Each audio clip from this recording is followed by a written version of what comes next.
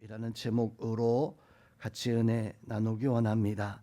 오늘 말씀의 내용을 요약해 보면 20절 말씀에서 보니까 레위 자손 중에 남은 자가 이러하다라고 이렇게 말씀을 해주고 있습니다. 각기 성전에서 성전을 관리하거나 성전에 문지기거나 혹은 성전에서 찬송을 하거나 성전에서 여러 가지 직분들을 감당을 하는데, 이러한 것들을 이제 다 이제 담당하게 되어지고, 그리고 나서 오늘 20절에 남은 자들이 있었다. 자, 그러면 이 남은 자들은 쓸모없는 자들인가? 그럴 수 없습니다. 자, 오늘 말씀에서 바로 21절부터 30절까지 어떤 족보 가문에 대해서 말씀하면서 그들 가운데 남은 자들이었습니다. 이 남은 자들은 하나님 앞에 더 귀하게 쓰임 받을 수 있는 사람들이다라고 하는 것을 우리는 깨달아야 됩니다.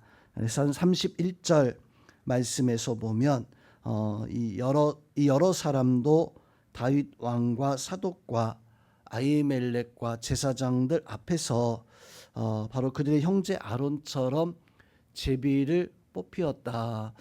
이제 직분을 맡아서 그 일을 감당하는데, 오늘 말씀에서 보니까 다윗 왕이 두 제사장이 있었어요. 사독과 아히멜렉 그 제사장들 앞에서 이 남은 자들이 제비를 뽑아 어떤 그 사역을 감당하게 되어지는데, 31절 마지막 구절에서 보면 그 장자의 가문과 막내 동생의 가문이 다름이 없었다. 다르지 않았다. 어떤 사람이 더 크고 어떤 사람이 더 적은 이런 다른 차이가 없는 공평한 그런 은혜가 있었다라고 하는 것을 말씀을 해주고 있습니다.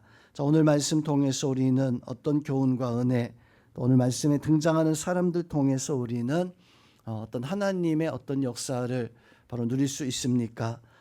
선택은 사람의 손에 있는 것이 아니라 하나님의 손에 있다라고 하는 것입니다.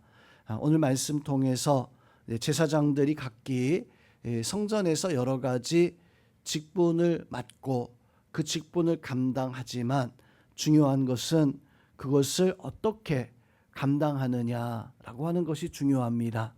또 이제 그 성전에서 이러저러한 직분을 맡고 오늘 말씀에서 보면 남은 자들이 있는데, 자, 이 남은 자들은 그러면 다 맡고 나서 마지막 남겨진 쓸모없는 사람들이었는가? 그렇지 않다라고 하는 것을 오늘 말씀 속에서 증거해 주고 있습니다.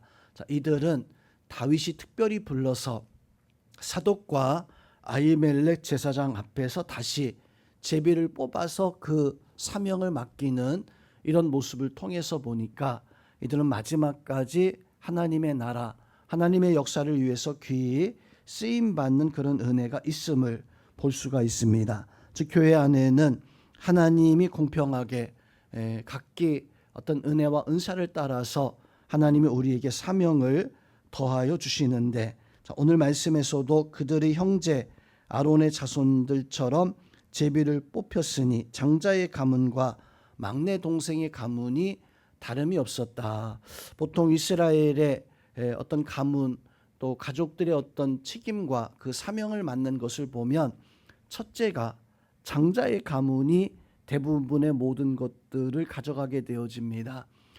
그리고 둘째, 셋째, 막내 가서는 이제 덜 중요하거나 아니면 그 책임을 다하지 못하는 어떤 이런 위치에 서게 되어지는데, 자, 오늘 말씀에서는 장자의 가문이나 막내의 가문이 다름이 없었다. 이것은 하나님께서 높은 자이건 먼저 태어난 자이건 하나님께서 공평하게 맡기시고 행하시는 그런 역사를 우리에게 말씀을 해주고 있습니다. 하나님은 차별이 없으신, 하나님은 모든 자에게 똑같이 행하신 하나님.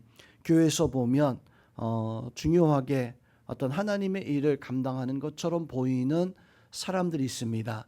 목회자가 있어서 앞에서 설교하고 성경을 가르치는 그런 직책이 중요하게 보이고, 또 교회에서 장로님, 권사님, 안수 집사님들처럼 누구보다 더 열심히 섬기고 행하는 그 모습이 또한 더 중요하게 보입니다. 또 앞에서 행하는 사람들 가운데 빛처럼 소금처럼 꼭 필요한 그런 일꾼들처럼 보이는 그런 사람도 교회에 참 많이 있습니다. 그런데 교회마다 가만히 보면 묵묵히 자기 일을 감당하는, 어쩌면 아무런 드러남이 없이 그렇게 자기의 사명을 감당하는 사람들이 있습니다.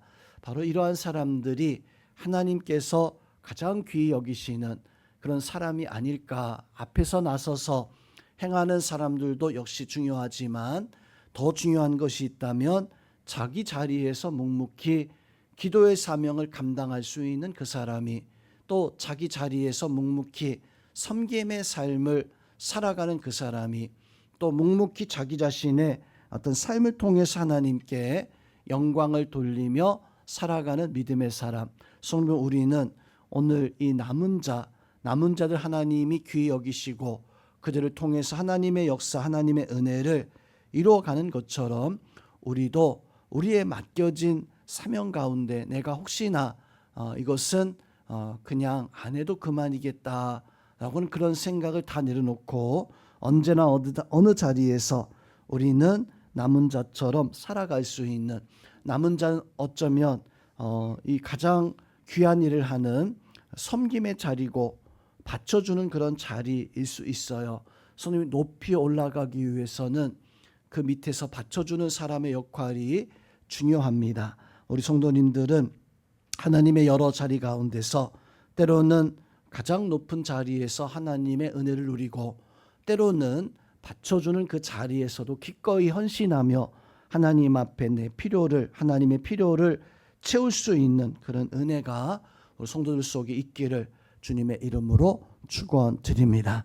그래서 우리는 가정에서 또 우리의 삶의 자리에서 또 교회에서 성도 여러분, 우리가 하나님 앞에 하나님, 나는 남겨진 자로 섬김을 받길 원합니다. 섬겨가길 원합니다.